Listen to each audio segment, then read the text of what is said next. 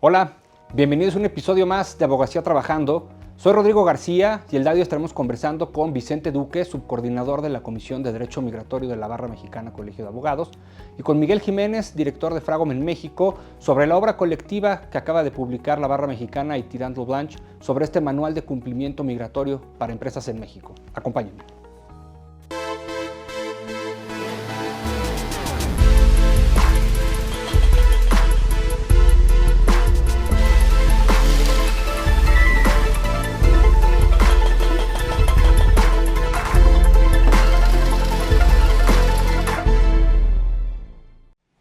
Vicente, Miguel, es un gusto para mí tenerlos en este espacio en Abogacía Trabajando, este espacio de la Barra Mexicana Colegio de Abogados. Y el día de hoy además para conversar pues, de esta obra que recientemente salió por parte de la editorial Tirant Blanche, Manual de Cumplimiento Migratorio para Empresas en México. Sabemos que la Barra trae este proyecto con distintas comisiones, con la editorial Tirant justamente respecto a distintas publicaciones. Me parece interesante abordar, por supuesto, el tema, la obra. Así que empezaría contigo, estimado Vicente, que nos cuentes un poquito el porqué de este libro, del título. Cuéntanos un poco más de la obra. Claro, Rodrigo. Primeramente, expresarte el agradecimiento de recibirnos, de estar aquí contigo el día de hoy. Pues, como iniciativa de la Barra, junto con la editorial Tirant Blanche, se dio la oportunidad de colaborar en este proyecto para la creación de este libro, del Manual de Cumplimiento Migratorio para Empresas, que vamos en coautoría 6 autores distintos, todos especialistas en Derecho Migratorio Corporativo, y que en vista de la falta de una guía como el presente libro, es que surgió la necesidad de la creación del mismo. Sí, porque es lo que te decía, aparte entiendo por supuesto hay poca bibliografía en materia migratoria, definitivamente, y más enfocada en materia migratoria a nivel corporativo de las empresas. Ahorita regreso contigo, sobre todo el tema quizás de los coautores, Vicente. Miguel, voy contigo. ¿Por qué digamos que sería importante este libro, esta obra, este manual para las empresas, para los abogados que se dedican a la materia migratoria? Muchas gracias, Rodrigo, y encantado de estar aquí con ustedes hoy. Bueno, pues yo creo que es muy importante tener un punto de referencia sobre las mejores prácticas. Y cuando estamos hablando de migración corporativa, es difícil tener una bibliografía que sea realmente robusta y enfocada justamente en el ámbito de la migración corporativa.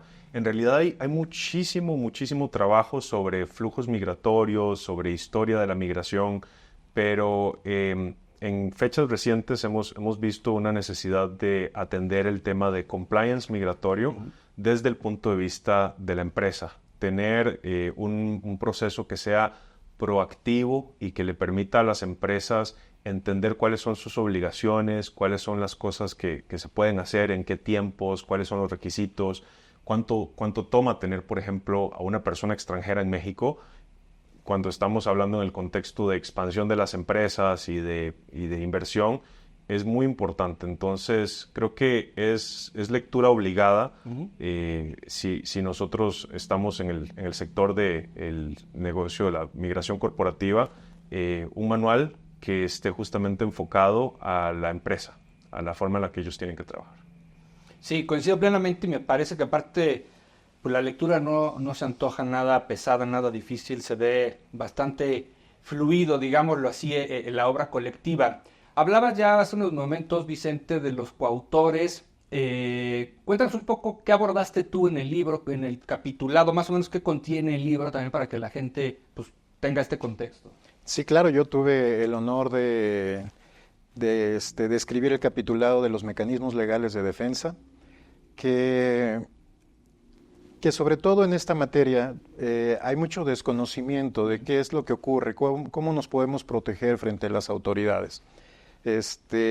Lo abordamos de forma académica, viéndolo desde 2 puntos, desde los mecanismos de defensa puramente administrativos y los jurisdiccionales, en donde encontramos el juicio contencioso administrativo, también llamado juicio de nulidad, así como el amparo. Sí, porque además lo que decías, pues es una materia administrativa, por supuesto, no es que el litigio no exista, no se dé, pero vaya, sabemos además que el Instituto Nacional de Migración, pues sí, en segunda instancia es juez y parte, ¿no? En un recurso de revisión, pues el propio revisor de esa primera instancia, esa resolución, quizá un rechazo, una negativa, pues va a ser el propio Instituto Nacional de Migración. Entonces, estos otros mecanismos vienen explicados, pudiendo llegar incluso al amparo, que bueno, habrá que ver qué nos depara el futuro próximo con tantos cambios a nivel judicial, pero se entiende, todo esto está enfocado en el libro, la parte de los mecanismos. Así es, que como bien mencionas, dentro de los mecanismos administrativos encontramos el recurso de revisión, que como nuestro auditorio bien sabrá, es un mecanismo, una herramienta jurídica de defensa que le da a los particulares la opción de recurrir ante la propia autoridad para que revise su actuar y ellos mismos puedan emitir una nueva resolución sobre un acto ya determinado. Correcto, y vienen, supongo, los plazos legales para presentarlo, más o menos el tiempo que toma la autoridad para resolver. Correcto, en el libro mencionamos los plazos, los requisitos de ley, las formalidades, alguna serie de recomendaciones y algunos comentarios al recurso de revisión. Perfecto, Vicente.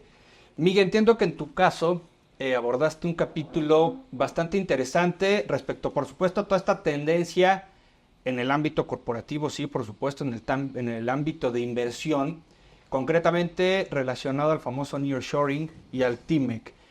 ¿Qué nos puedes decir respecto a este capitulado en cuanto al abordaje y el contenido que tú tuviste? Bueno, pues es un capítulo que a mí me gustó mucho escribir porque me parece relevante, pero además es un tema cercano a lo que hacemos todos los días en el despacho. Hemos estado trabajando desde hace ya años en lo que ahora es este muy conocido nearshoring. Nosotros no sabíamos que era nearshoring cuando empezó a suceder y realmente ha sido muy emocionante ver cómo todas estas empresas con las que nosotros trabajamos justamente están relocalizando operaciones hacia México, sobre todo en el sector norte, cerca de la frontera. Y eso nos ha dado la oportunidad de ver en la práctica qué significa esto desde el punto de vista migratorio. Es recurrente que con el abogado migratorio las empresas llegan cuando ya hicieron el contrato, ya tienen los compromisos, ya están prácticamente en la etapa de ejecución, ¿no? Y esto genera ciertos temas desde un punto de vista de tiempos, ¿no? Porque al final del día, bueno, ¿qué tan pronto puedo tener un extranjero acá, ¿no? Y muchas veces estamos hablando de personal especializado que realiza cierto tipo de actividades técnicas, conocimientos que de repente no se encuentran en México. Uh-huh. Y bueno, ¿qué tan pronto puedo tener esa persona acá, no? Entra entonces la discusión con respecto a si se trata de nacionalidades que requieren una visa para entrar a México o no requieren una visa para entrar a México. Y sobre todo cuando estamos hablando de Asia, claro, hay una gran cantidad de casos en los que sí se necesita una visa para poder ingresar.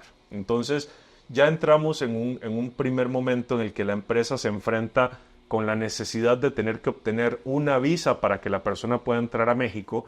Y esto pues toma tiempo porque no hay necesariamente disponibilidad la semana siguiente cuando yo quiero que esa persona viaje. Esto implica que estar preparados y anticiparse a este tipo de asignaciones es importante porque no nos queremos enterar de que alguien necesita una visa para entrar a México una semana antes de que tenían que estar en el proyecto. Y sobre todo en el sector de empresas que se han ubicado en el norte o que han sido atraídas a México por este fenómeno, por este proceso de nearshoring, vemos recurrentemente que les toca lidiar con tiempos de procesamiento o requisitos o pasos previos que tienen que completar que normalmente no están considerados cuando uno de los estados está tratando de atraer, ¿sabes?, inversión. Al inicio, pues todo se presenta muy ágil, ¿no? Pero en las etapas, sobre todo de registro ante distintas autoridades, hay tiempos de procesamiento que luego no están considerados. Entonces, escribir un capítulo dentro del Manual de Cumplimiento Migratorio para Empresas en México que tenga que ver con tendencias y con nearshoring y con el Tratado de Libre Comercio es realmente un capítulo que lo que hace es centrarse en cómo ayudar a las empresas a prepararse ante esas incertidumbres, ¿no? Y tenemos incertidumbres incluso hasta por temas políticos. Las elecciones han tenido y han estado muy en el centro de la política migratoria, ¿no? Y poder encontrar justamente cuáles son las formas de anticiparse a esos requisitos, a esos tiempos de procesamiento, una eventual renegociación del tratado es importante para que podamos cumplir con el personal que necesitamos tener en el país. Sí, totalmente de acuerdo, y además me parece que esto es una guía, una brújula en donde definitivamente pues, las empresas que se dedican a distintas ramas, pero que tienen esta necesidad de mover talento, pues es fundamental para entender un poco y proyectar, como bien comentas, Miguel, pues estas asignaciones a México, sobre todo ante estos fenómenos externos que ya has comentado también, el panorama internacional, las elecciones en México, la toma de protesta ya de la presidenta Claudia Sheinbaum el 1 de octubre, el panorama en Estados Unidos, que al final sabemos siempre también, por supuesto, la política migratoria pues viene muy dictada, por supuesto, en línea con lo que nos indica Estados Unidos. En ese sentido, Vicente, te preguntaría, ¿ves cambios, digamos, próximos en cuanto al día a día, en la parte operativa con el Instituto Nacional de Migración, algo a nivel legislativo, con la entrada del nuevo gobierno? Definitivamente, el Instituto Nacional de Migración durante mucho tiempo estuvo fuera del reflector de las autoridades federales, y en los últimos 5, 10, 15 años ha tomado un lugar de gran importancia, porque México siempre ha sido un paraíso migratorio, desde el reacomodo político y económico que vino después de la Segunda Guerra Mundial, con Estados Unidos posicionándose como potencia mundial, es cuando se origina este fenómeno migratorio en México. Por su posición geográfica y en coyuntura con estos factores, originó que muchas personas quisieran venir a México en primer lugar para llegar a Estados Unidos. Entonces, durante muchos años México fue un país de tránsito. Uh-huh. Después se generó otro fenómeno migratorio, que fue que México se convirtió en un país de origen de tránsito. Muchos mexicanos que emigraron a Estados Unidos, así como a otras partes del mundo. Pero con este reacomodo económico de las últimas décadas y con México emergiendo como agente económico preponderante de las economías emergentes más importantes hoy del mundo, ha ocasionado que muchas inversiones se vengan a México, y pese a todas las áreas de oportunidad que tenemos como nación, México, sus empresas, su gente han sacado el pecho a nivel regional, y las grandes transnacionales que tienen operación en diferentes países tienen en México o bien su principal centro de operaciones para la región, o al menos su centro de distribución más grande. Eso va muy de la mano con la migración corporativa, y hoy en día estamos observando un fenómeno que no había ocurrido nunca antes: la migración a México como país de destino.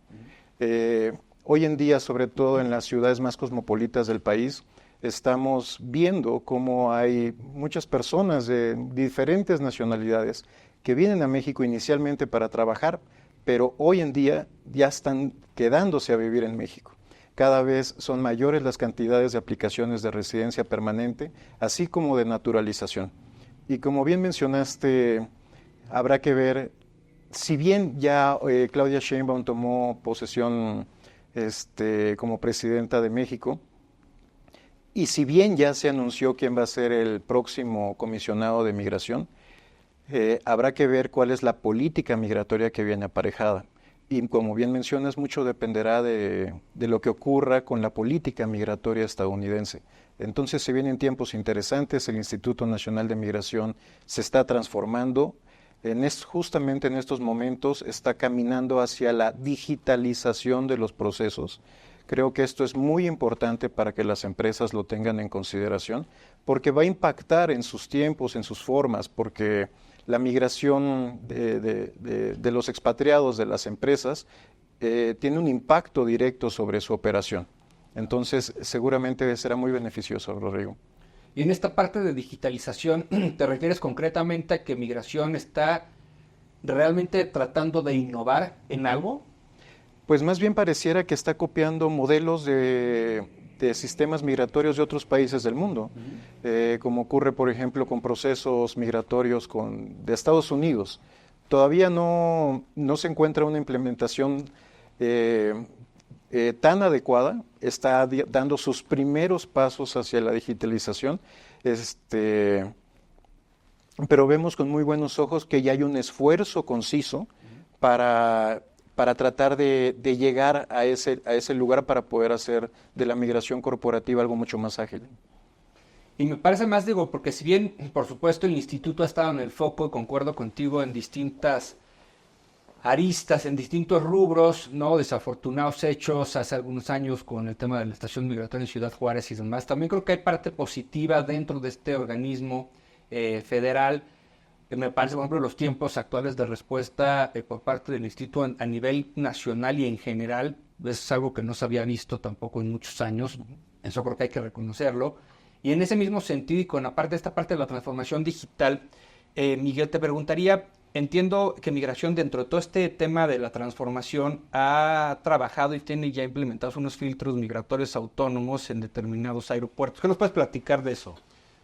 Qué gran pregunta. Ese, de hecho, ha sido uno de los avances importantes que ha hecho la autoridad en la implementación de nuevas tecnologías, en concreto en el aeropuerto en la Ciudad de México y el aeropuerto internacional en Cancún. Vemos ya estos filtros migratorios autónomos que lo que hacen es facilitar el proceso de ingreso de las personas visitantes. Es importante tener en cuenta, y es justo uno de los puntos que se desarrollan en el libro, que existen distintas condiciones migratorias que las personas extranjeras pueden ostentar cuando se encuentran en territorio mexicano. Visitante es una de ellas, y estos filtros migratorios justamente están pensados para que los turistas, las personas que entran a México bajo esta condición de visitante, tengan un acceso mucho más ágil, ¿no? Reducen los tiempos de espera, la interacción con la autoridad es directamente por medio del filtro, no hay una entrevista en el momento de ingreso con la autoridad, con un funcionario del Instituto Nacional de Migración. El tema es que estos filtros automáticamente otorgan la condición de visitante. Entonces, en el contexto de nuestros extranjeros que residen en México bajo la condición de residente temporal con un permiso para trabajar, esa condición de residente temporal, llamemos, sería imposible mantenerla al mismo tiempo que se ostenta otra condición migratoria. Y el ingresar a México por medio de los filtros hace que al extranjero se le catalogue o se le ingrese en México bajo justamente la condición de visitante. Esa condición de visitante, sobrescribe la condición o cancelaría la condición de residente temporal, y eso es gravísimo para la empresa porque implica entonces que esa persona extranjera ya no se encuentra en el país bajo la condición de residente temporal, sino que ingresó como un mero visitante, ¿no? Y ese permiso de trabajo que está asociado con la condición de residente temporal se perdería. Entonces, estos filtros migratorios hoy por hoy están hechos para los visitantes que vienen por un plazo menor a 180 días, personas que no residen en México, que no tienen una relación laboral con una empresa en el país, que no están en nómina, que no están activamente trabajando para una empresa mexicana que patrocinó su permiso de trabajo en México, y el filtro migratorio, pues menos de 180 días, solamente como visitante. Ok, perfecto. Miguel, me quedo igual contigo. Tú has participado en distintos eventos, en distintos foros, en la barra, en la nave, foros internacionales.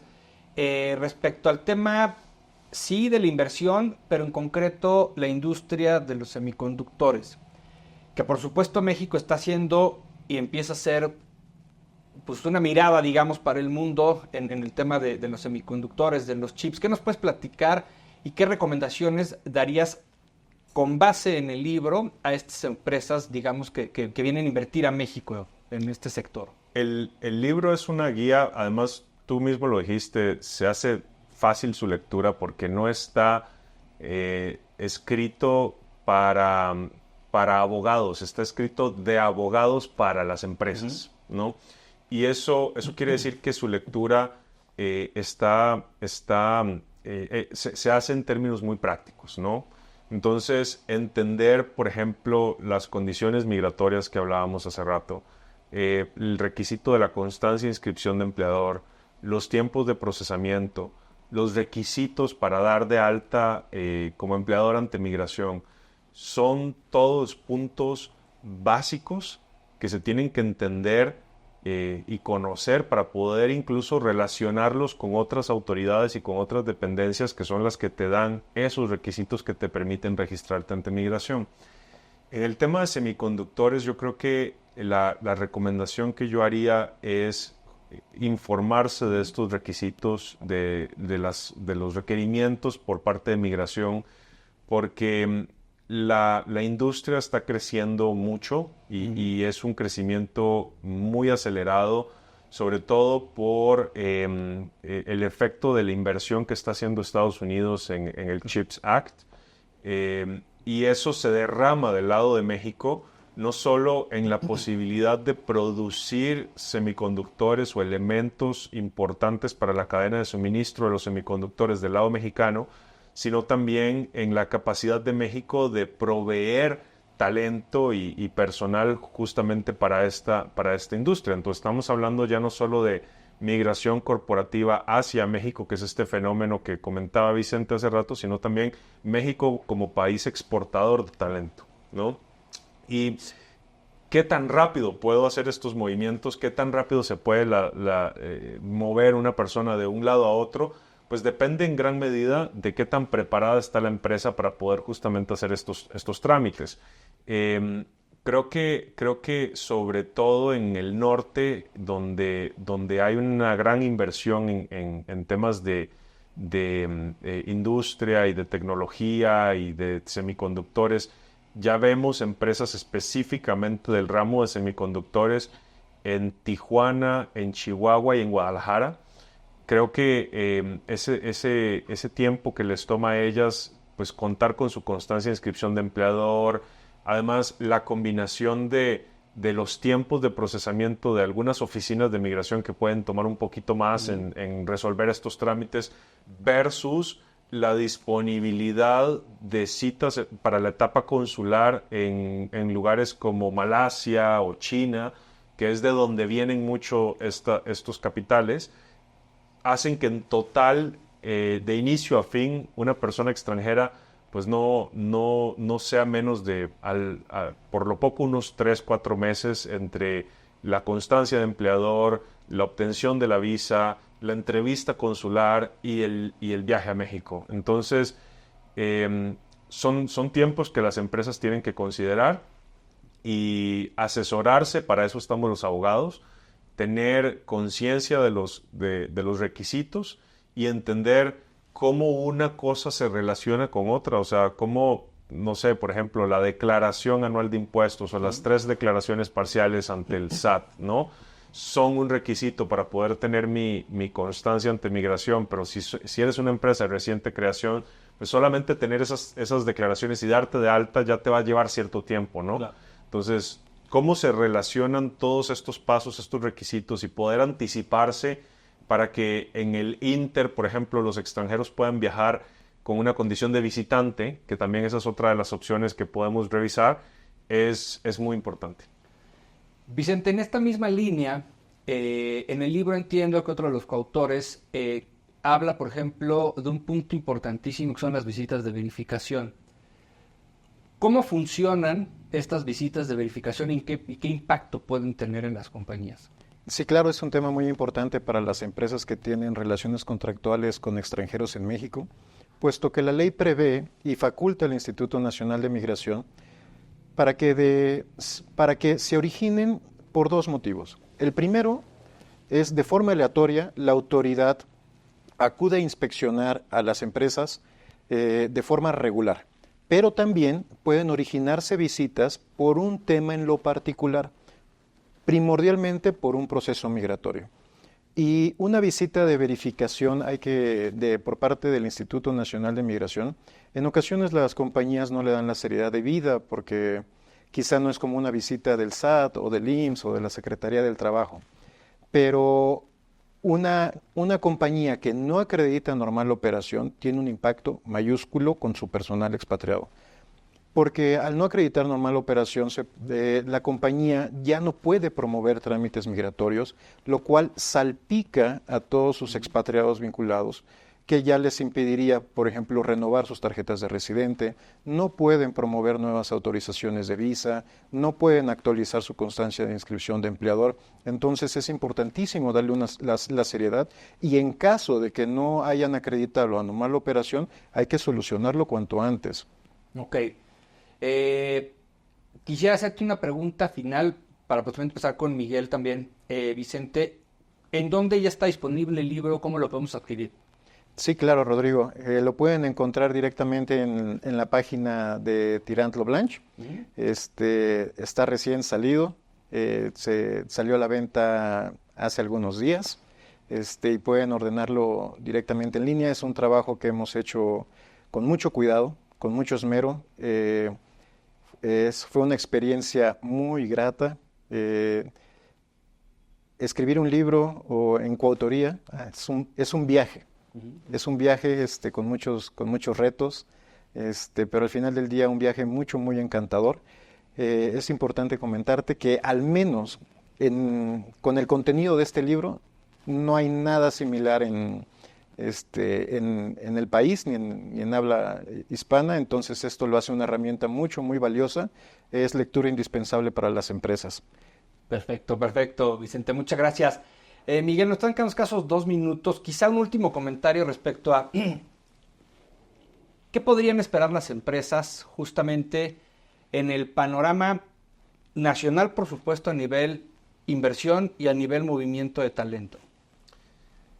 Esa es una pregunta que se tiene que contestar desde varios puntos de vista. Desde el lado de la política migratoria, yo creo que las empresas tienen que esperar que la política del país siga teniendo una inclinación hacia la mayor regulación, mayor verificación.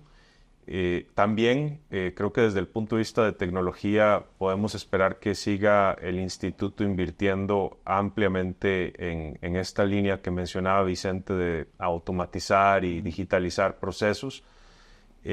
También creo que desde el punto de vista de inversión vamos a ver, hay indicadores clarísimos en el norte, se puede ver. Economía tiene información muy interesante sobre cuáles son los estados, pero en definitiva creo que los indicadores han ido a la alza. Eso también desde el punto de vista de tiempos de procesamiento se va a traducir en demoras. Va a haber definitivamente lugares donde los tiempos de respuesta de la propia autoridad se vean afectados por la mucha demanda de usuarios. Pero al mediano y largo plazo creo que el panorama es positivo. Obviamente no es posible predecir todos los factores económicos, políticos e incluso globales que pueden afectar estas tendencias, pero pareciera que los indicadores son en general positivos. La mejor recomendación que podemos dar en este momento nosotros es tener un programa migratorio que considere todas estas variables y que le permita a la empresa ser proactiva en su cumplimiento migratorio, en su compliance. Creo que es una preocupación de todas las empresas tener todas sus cosas muy en orden, ¿no? Esa época o esa visión que existía décadas atrás de hacer negocios casi que rompiendo mercado hacia adelante, eso ya pasó de moda. Ahora hay un gran énfasis justamente en el gobierno corporativo, en la parte de cumplimiento, en las buenas prácticas empresariales. Entonces no hay forma de cortar o de saltarse pasos. La parte migratoria es importante para las empresas porque de qué tan pronto o qué tan rápido puede estar su personal en sitio depende muchas veces el éxito de sus proyectos. Entonces planificar y no tratar de cortarse tiempos para ahorrarse una semana o 2 semanas creo que es un buen plan. Y bueno, asesorarse, para eso estamos los abogados. Pues muchas gracias, Vicente, Miguel. No me queda más que agradecerles el que nos hayan acompañado en este episodio para hablar de esta obra que, por supuesto, espero también que sea presentado en breve en la barra, Vicente, y que nos puedas invitar. Con todo gusto, Rodrigo. Muchas gracias.